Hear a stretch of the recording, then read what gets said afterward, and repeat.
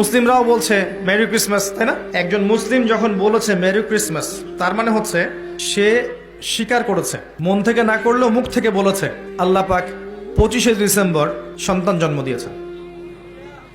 বুঝি না আমরা কি বলি, অথচ এই কথা যদি আসমান সমূহ শুনতো, পাহাড় শুনতো, রিয়্যাক্ট করার ক্ষমতা পেত, এখতিয়ার পেত, তারা নিজের অবস্থান থেকে সরে যেত। শোনেন, যখন নূহ আলাইহিস সালাম ছিলেন, তিনি মুসলিমই ছিলেন এবং তার ধর্মের নাম ইসলামই ছিল।